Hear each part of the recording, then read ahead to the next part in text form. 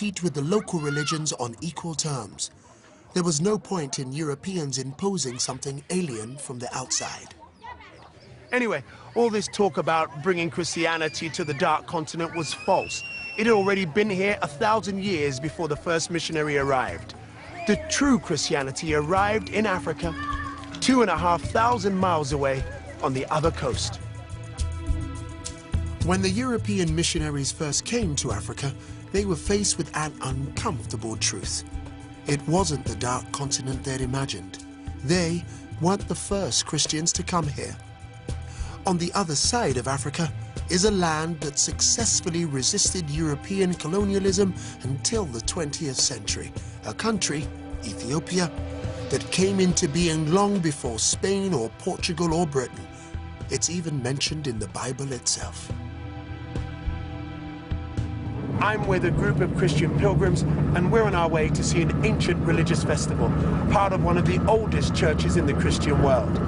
Founded over 1,600 years ago, when Britain and most of Europe languished in a pagan dark age. We're about to investigate the Ethiopian Orthodox Church.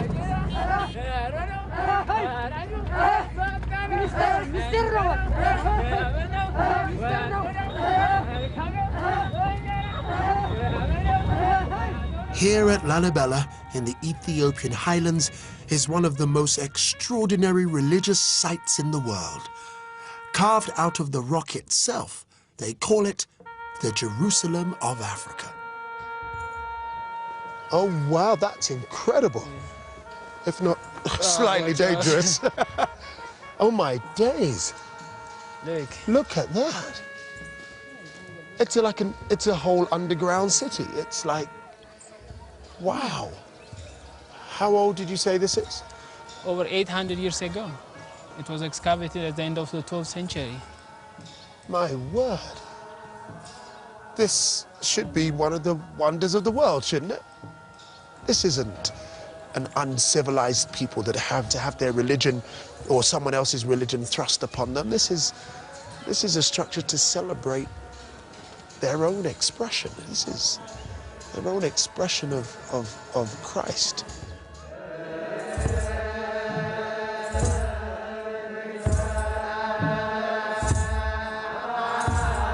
The Ethiopian Orthodox Church was founded when pagan emperors still ruled in Rome. It is thought that Christianity was brought here by monks from Egypt in the 4th century. You see the cross on the ceiling? Malta's cross? But some Ethiopians claim that their faith goes right back to the Old Testament times, before Christianity even existed.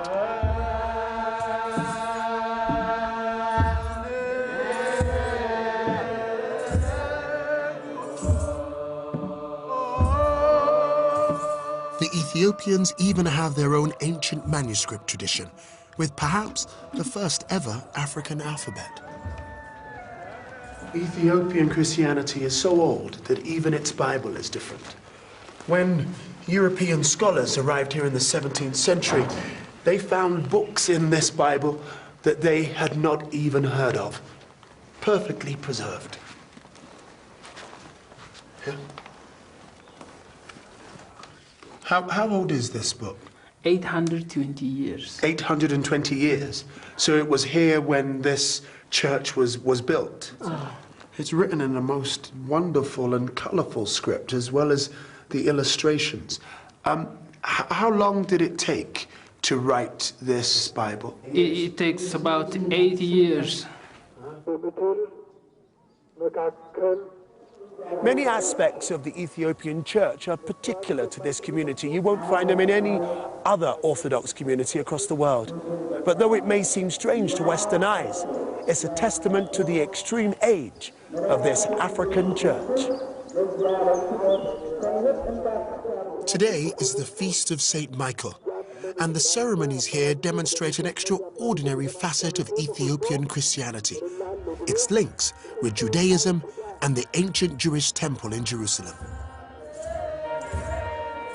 At the heart of every Ethiopian church is a sanctuary where the public are never allowed. Inside, protected by the priests, are kept the most sacred objects in the Ethiopian Orthodox faith. A few times every year, they are carried in procession on the heads of these priests, covered with sacred cloths. They are inscribed blocks of wood, replicas of the tablets of stone brought down by Moses from Mount Sinai as told in the Jewish Old Testament. The Ethiopians practice other Jewish customs too, such as circumcision, and even many of the Jewish dietary rules.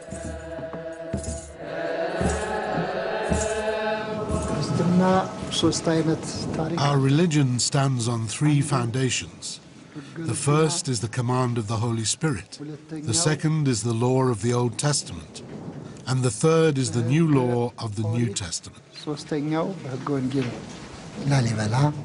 Lalibela is not only famous amongst modern Ethiopians, but among people around the world. It's the pride of our people. And as you have witnessed it, you'll be able to tell the story better than we can. It is a really holy day here. People have walked for miles, for months, just to get here so that they can see the tablets, even though they're covered, just to see the bishops, just to be blessed on this day, to kiss the walls of the churches. It really is a very significant and moving spiritual day. Seeing a church as ancient and as African as this has been a truly liberating experience for me too. When my ancestors were enslaved by the British, they had their freedom, their identity, their religion, their names ripped from them. I was born with the surname Roberts, that of the last slave master to own someone in my family. When I discovered this, I decided to trace my ancestry back to Ghana and reclaimed an ancestral name, Kwame Kweyama.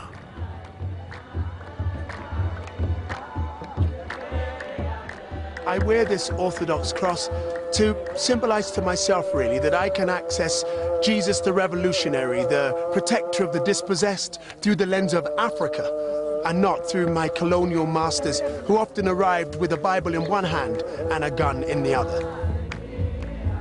The Ethiopian church